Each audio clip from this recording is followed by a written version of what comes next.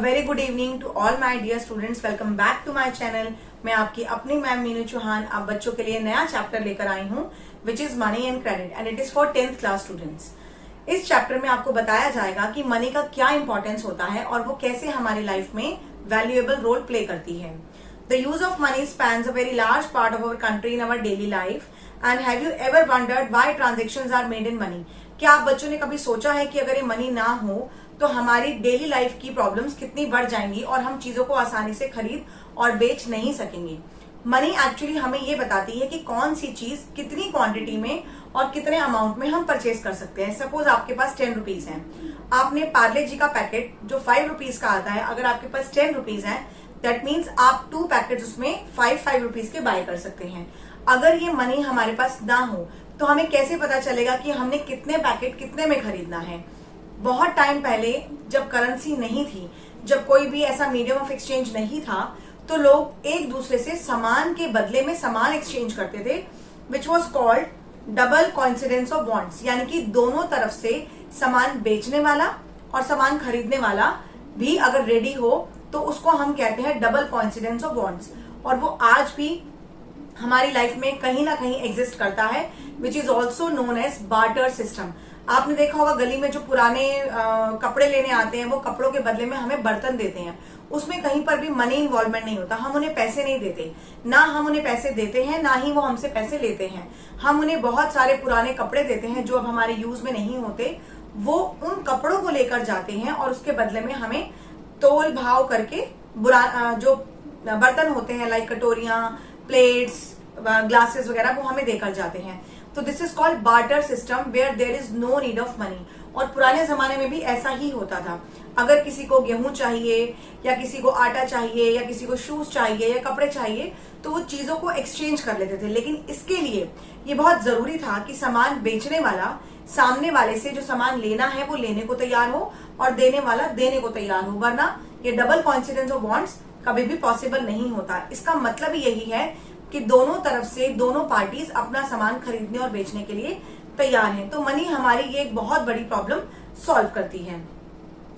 इसके बाद next topic है मॉडर्न फॉर्म्स ऑफ मनी। पुराने जमाने में जो पैसा होता था वो कॉइन की फॉर्म में होता था, अलग अलग फॉर्म्स में कॉइन्स होते थे और इन कॉइन्स को अलग अलग नाम दिया जाता था। पुराने जमाने की बात बता रही हूं मैं।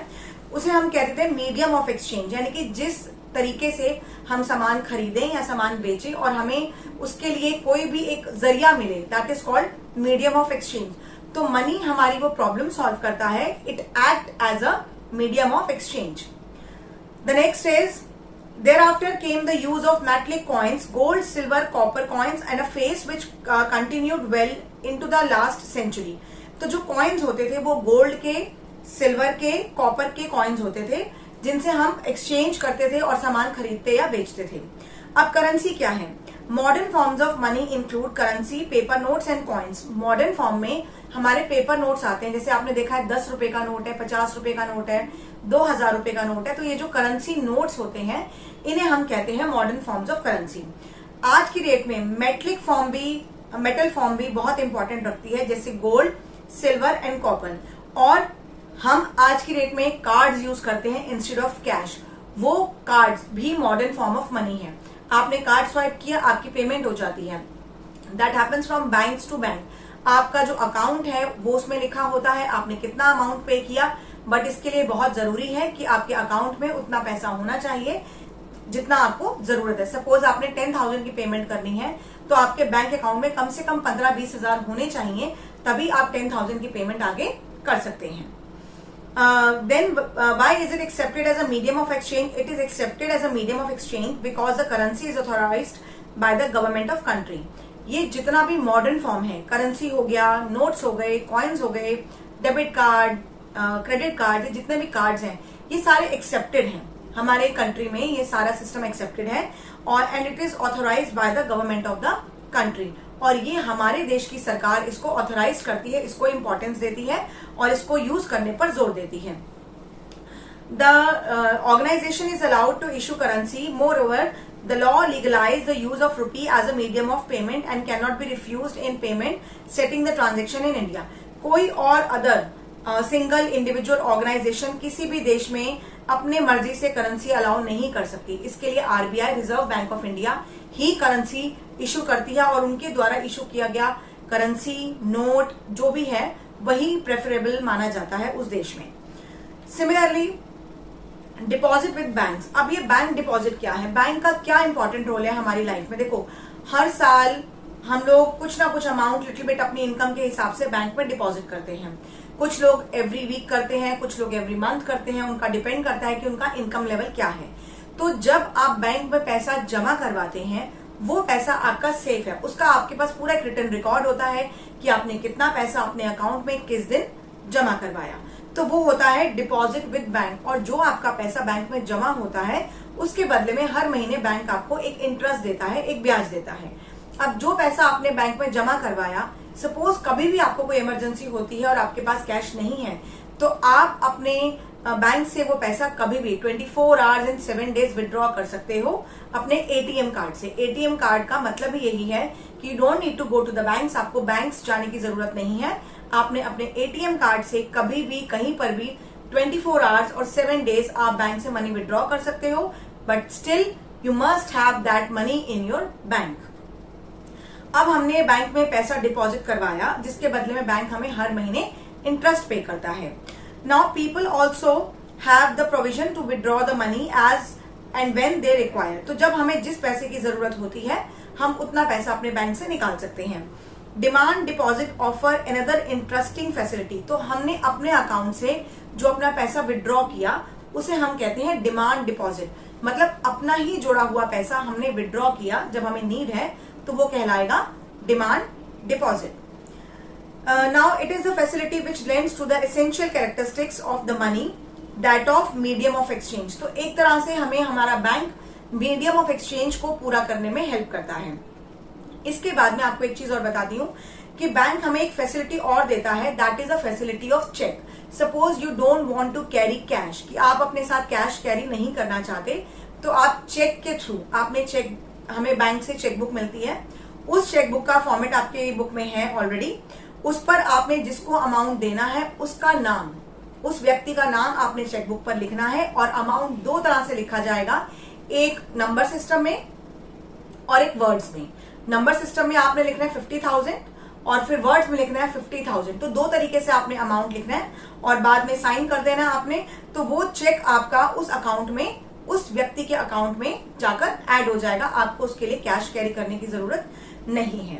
Thus we can say that demand deposit share the essential feature of money and the facility of check against demand deposit make it possible to directly settle payment without the use of cash. Since demand deposit are accepted widely as a means of payment. तो demand deposit को हम बिना cash use किए भी bye check पे कर सकते हैं। इसके लिए हमें किसी को भी कैश में डील करने की जरूरत नहीं है। जिसको आपने चेक देना है उसका नाम लिखकर अपना साइन करके अमाउंट डाल के आपने उसको चेक पकड़ा दिया, वो व्यक्ति वहां जाकर अपने उस चेक को कैश करवा लेगा और हमने बिना कैश दिए अपनी पेमेंट उसको दे दी। तो ये एक आसान तरीका है, इंस्टेड ऑफ यूजिंग कैश आप बाय चेक के अपनी पेमेंट कर सकते हैं, but still you must have that amount in your account. Now the loan activities of banks. अब बैंक्स हमारी बहुत ही जरूरी प्रॉब्लम को सॉल्व करता है। सपोज हम किसी बिजनेस में डील करते हैं, तो डील करते समय अगर हमें कहीं पर भी पैसे की क्राइसिस होता है तो उस क्राइसिस को पूरा करने के लिए बैंक हमें लोन देता है। हम बैंक से जाकर लोन ले सकते हैं, लेकिन उसके लिए बैंक के साथ हमारा एक फॉर्मल सेटलमेंट होता है। सपोज आपको 10,000 या 15,000 का लोन चाहिए, तो लोन लेने से पहले आपको कुछ गिरवी रखना पड़ेगा। तो जो गिरवी रखा हुआ हमारा सामान होता है वो उनकी गारंटी है कि अगर हमने लोन टाइम पर उनको रीपे कर दिया तो वो सामान हमें वो वापस दे दिया जाएगा। और इन एनी केस सपोज अगर आप अपना लिया हुआ लोन वापस नहीं दे पाते तो बैंक आपको एक नोटिस देगा और उसके बाद वो जो सामान आपने गिरवी रखवाया है वो उसको बेचकर अपने अमाउंट की भरपाई कर लेगा। और अगर उस चीज की कीमत जो भी आपने गिरवी रखी है, सपोज गोल्ड है या घर के पेपर हैं या गाड़ी के कागजात है, कुछ भी, अगर उसका अमाउंट ज्यादा आता है तो वो अपना लिया हुआ हिस्सा अपने पास रखकर बाकी पैसा आपको लौटा देंगे। तो ये एक गारंटी है। मॉर्टगेज का मतलब होता है गिरवी रखा हुआ सामान जो आपने बैंक के पास गिरवी रखा है और बैंक उसको रीपे होते ही, जैसे ही आपने उनको लोन चुकाया, आपका वो सामान, आपके वो पेपर्स, आपका वो गोल्ड बैंक आपको लौटा देता है। तो एक तरह से अगर हमें कभी भी पैसों की जरूरत पड़ती है तो हम बैंक से आसानी से लोन ले सकते हैं। Banks use a major portion of the deposit of the extend loans, and there is a huge demand for the loans for various economic activities. We shall read more about this in the following section. अब bank अपने पास जमा किया हुआ पैसा सारा का सारा bank में नहीं रखता। सपोज एक बैंक के पास 1 करोड़ रुपए ऑलरेडी हैं, तो वो उसमें से 15 लाख ही अपने पास रखेगा। 15% ओनली कैश उनके पास रहता है, बाकी वो लोगों को लोन में प्रोवाइड करते हैं। 15% कैश वो इसलिए रखते हैं कि जो लोग डेली वहां पर डील करने आते हैं उनको जितना कैश चाहिए वो उनको मिल सके। अगर सपोज किसी को ज्यादा चाहिए तो they have to wait and bank will definitely arrange for them. But इससे पहले बैंक अपने पास से 15% कैश रखता है और बाकी कैश उनका सर्कुलेट होता है किस पर्पज से, जिन लोगों को लोन की जरूरत है वो लोन उनको देता है। हम जब बैंक से लोन लेते हैं तो उसके बदले में हमें बैंक को हर महीने रेट ऑफ इंटरेस्ट पे करना है, और वो रेट ऑफ इंटरेस्ट हर व्यक्ति के लिए अलग अलग हो सकता है। जैसे अगर हम किसान विकास पत्र की बात करें तो किसानों के लिए रेट ऑफ इंटरेस्ट बहुत कम होता है, बिजनेसमैन के लिए रेट ऑफ इंटरेस्ट अलग होता है, स्टडी के पर्पज से अगर हमने लोन लिया है तो स्टूडेंट्स के लिए रेट ऑफ इंटरेस्ट अलग होता है। तो अगर हम अपना पैसा बैंक में जमा कराते हैं तो बैंक हमें उसका इंटरेस्ट देता है, और अगर हम बैंक से लोन लेते हैं तो हम बैंक वालों को इंटरेस्ट देते हैं। So next is the difference between what is charged from the borrowers and what is paid to the depositor is their main source of income। यानी कि अगर हमने बैंक से लोन लिया तो हम उन्हें इंटरेस्ट ज्यादा दे रहे हैं, और अगर हमने अकाउंट खुलवाया और पैसा हमने जमा किया तो बैंक हमें इंटरेस्ट कम देता है, और इन दोनों का डिफरेंस ही बैंक का मेन सोर्स ऑफ इनकम होता है। ये चीज बहुत इंपॉर्टेंट है, तो प्लीज ध्यान से इसे सुनिएगा। The next is the 2 different situations for the loan. Loan के लिए अगर हम किसान की बात करते हैं, basically the main demand for the credit is the crop production. Crop production involves considerably cost of seeds. अगर कोई किसान बैंक से लोन लेता है तो लोन लेने के लिए उसको जरूरत पड़ती है अपनी खेती बाड़ी के पर्पज से। उसे बीज चाहिए, अच्छी खाद चाहिए, ट्रैक्टर की फैसिलिटी चाहिए, इरिगेशन के सोर्सेज चाहिए, और वो बैंक को प्रॉमिस करता है कि वो 6 मंथ बाद जब उसकी जो फसल है वो कटाई के बाद, हार्वेस्टिंग के बाद जब बिकेगी तो वो बैंक को लोन वापस चुका देगा, लेकिन उसको भी उसका रेट ऑफ इंटरेस्ट देना पड़ेगा, और उसके साथ उसे कुछ ना कुछ गिरवी भी रखना पड़ता है। और अगर वो बैंक को अपना लोन नहीं दे पाता, टाइम पर नहीं चुका पाता, तो बैंक उसकी जमीन बेच देता है ताकि वो अपना दिया हुआ लोन का अमाउंट वापस ले सके। Credit in this case pushes the borrower into a situation where recovery is very painful. तो कभी कभार जो बैंक से हम लोन लेते हैं उसकी रिकवरी के लिए हमें बहुत ही पेनफुल सिचुएशन से गुजरना पड़ता है। तो ये बहुत जरूरी है कि जो आप लोन बैंक से ले रहे हैं उसका टाइम पीरियड थोड़ा एक्सटेंड करके लिया जाए। सपोज अगर आप टाइम पर नहीं चुका पाते तो आपके पास ऑलरेडी थोड़ा टाइम हो जिससे आप उस मनी को अरेंज कर पाए और आपका गिरवी रखा हुआ सामान बैंक को बेचना ना पड़े। Similarly in one situation credit helps to increase the earning. एक सिचुएशन देखी जाए तो हमें लोन लेने से ये फायदा होता है कि हमारा रुका हुआ काम चलने लगता है। हमारा जो फाइनेंशियली प्रॉब्लम क्राइसिस आती है हम उसे फेस कर सकते हैं बैंक से लोन लेने पर। लेकिन अगर वो लोन हम टाइम पर नहीं चुका पाते तो बहुत ही भारी दिल से हम ये कह सकते हैं कि हमें अपना गिरवी रखा हुआ सामान बेचना पड़ता है, या बैंक हमारे गिरवी रखे हुए सामान को बेचकर अपने पैसे की भरपाई करता है। तो ये बहुत जरूरी है कि एक लीगल एक्टिविटी है, एक ये प्रोसीजर है कि अपना जो आपने सामान गिरवी रखा है उसको छुड़वाने के लिए हमें बैंक को लोन टाइम पर पे करना है।